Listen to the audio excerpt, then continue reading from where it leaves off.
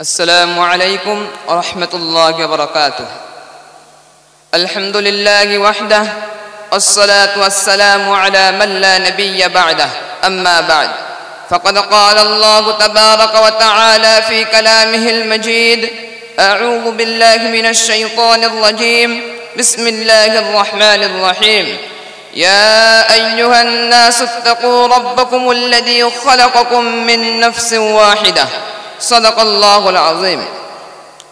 প্রিয় উপস্থিতি, আজ আমি আপনাদের সম্মুখে দণ্ডায়মান হয়েছি ইসলামের নারীর অধিকার সংক্রান্তে বিশ্ব প্রতিপালকের অমর বিধানে ও মহানবী সাল্লাল্লাহু আলাইহি ওয়াসাল্লামের মনোরঞ্জন বার্তা দ্বারা নাতি দীর্ঘ আলোকপাত করার উদ্দেশ্যে। নিশ্চয় আল্লাহ তাআলা সর্বোত্তম সাহায্যকারী। শ্রদ্ধেয় শ্রোতা মণ্ডলী, বিশ্ব স্রষ্টার অবতীর্ণ পূর্ববর্তী ঐশী বিধান সমূহকে বিকৃত করে 4 শতাব্দীতে নারী জাতির অধিকার ছিনিয়ে নিয়ে নিমজ্জিত করেছিল মৃত্যুর ঘাটে।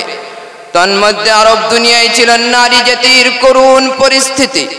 শিশু কন্যা জন্মগ্রহণ করলে নিষ্ঠুর পিতা তাকে জীবিত প্রথিত করত নারীত্বের অপমান ঘোচানোর জন্য।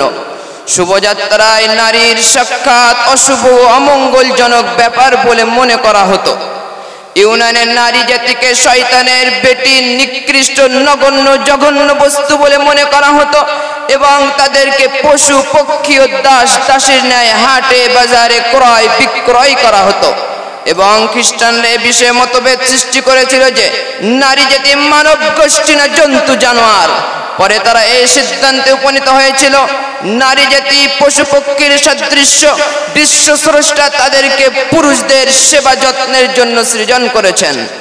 মোট কথা, বিশ্ববাসী ছিনিয়ে নিয়েছিল নারী জাতির নিকট হতে মা বোনেদের মর্যাদা, স্ত্রীর অধিকার, কন্যার প্রাপ্য হক।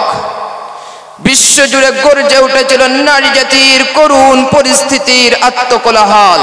ঠিক সেই সময় বিশ্ব নবী সাল্লাল্লাহু আলাইহি ওয়াসাল্লাম আবির্ভাব হলেন বিশ্ব স্রষ্টার নিকট হতে শাশ্বত পূর্ণাঙ্গ জীবন ব্যবস্থা নিয়ে, যা সর্বকালের, সর্বযুগের, সর্বশ্রেণীর মানুষের জন্য প্রযোজ্য। সুতরাং বিশ্ববিধাতা গ্রন্থরাজ আল কোরআনে ঘোষণা করলেন: ইয়া আইয়ুহান নাসু ইত্তাকু রাব্বাকুমুল্লাযী খালাকাকুম মিন নাফসিন ওয়াহিদা। অর্থাৎ নারী ও পুরুষ উভয় একই স্রষ্টার একই উৎস হতে সৃষ্টি, সেহেতু কেউ কারো প্রভু বা দাস দাসী নয়। সুতরাং নারীকে দাসী বাবার প্রবণতার বিরুদ্ধে কোরআন মাজিদ ঘোষণা করলেন: হে বিশ্ব মানব, তোমরা বিশ্ব প্রতিপালককে ভয় করো। অর্থাৎ নারীকে দাসী বানিয়ে আপন দাসত্বের আসন ছেড়ে দিয়ে প্রভুত্বের আসনে আসীন হয়ো না। তাহলে বন্ধুগণ, উক্ত আয়াত দ্বারা প্রমাণিত হয় যে নারী ও পুরুষ উভয় সমান অধিকারের অধিকারী। বন্ধুগণ, মোট কথা, ইসলাম অধিকার বিহীন নারী জাতিকে সর্বপ্রকার অধিকার ফিরিয়ে দিয়ে সুসম্মানে সম্মানিত করে ফিরিয়ে দিলেন স্ত্রীর অধিকার, কন্যার প্রাপ্য হক। স্ত্রীর অধিকার সম্পর্কে কোরআন মাজিদের সুস্পষ্ট আয়াত লিযযাকারি মিসলু হাজ্জিল উনসায়াইন, অর্থাৎ কন্যা পিতামাতার পরিত্যক্ত সম্পত্তিতে 2/1 অংশের অধিকারী। কারণ বিশ্ববিধাতা অতীত, বর্তমান এবং ভবিষ্যৎকে সামনে রেখে বিধানসমূহ রচিত করেছেন। সুতরাং তিনি জানেন যে ভবিষ্যতে কন্যা তার স্বামীর পরিত্যক্ত সম্পত্তিতে 1/4 অধিকারিণী হবেন। সুতরাং সন্তান সন্ততি উভয়ই 50-50 অধিকারী হয়ে যাবে। বন্ধুগণ, এমনভাবে ইসলাম সর্বপ্রকার অধিকারবিহীন নারী জাতিকে অধিকার ফিরিয়ে দিয়ে সুসম্মানে সম্মানিত করে রাজার পাশে রানীর আসনে আসীন করে অবশেষে নির্দেশ দিলেন: হে নারী জাতি, তোমরা গোলাপ ফুলের সদৃশ্য।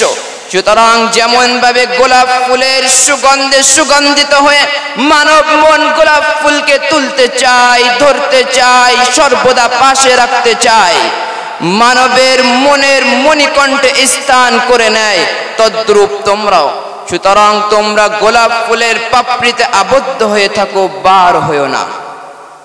শ্রদ্ধেয় শ্রোতা মণ্ডলী, কিন্তু আজ কিছু সংখ্যক নারী লোভী নারী জাতির পৃষ্ঠপোষকের নামে আওয়াজ তুলছেন, স্লোগান দিচ্ছেন যে ইসলাম নারী জাতির স্বাধীনতা হরণ করেছে, শীত গ্রীষ্ম বর্ষা বদ্ধ করে আবদ্ধ করে রেখেছে এবং সংবিধানে দেয়নি নারী জাতির কোনো অধিকার।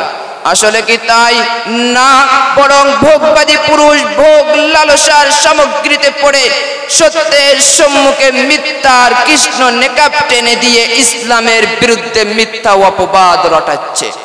তাই চিরস্মরণীয়, যদি চাম্বাদুর সূর্যের আলোকদান থেকে বঞ্চিত হওয়ার কারণে বিশ্বের সমস্ত চাম্বাদুর একত্রিত হয়ে সূর্যের আলোকদানের বিরুদ্ধে আওয়াজ তোলে, তাহলে সূর্যের আলোর কোনো হ্রাস পায় না। তদ্রূপ ইসলাম যদি আপনাদের মতো কিছু সংখ্যক চক্ষুবিহীন ইসলামকে অবমাননা করে, ইসলামের বিরুদ্ধে আওয়াজ তোলে, সত্যকে মিথ্যার কৃষ্ণ নিকাবে ঢাকতে চায়, তা কখনো পারবে না। কারণ সত্যের পিছনে মিথ্যা এলে সত্য অতি সত্যে পরিণত হয়।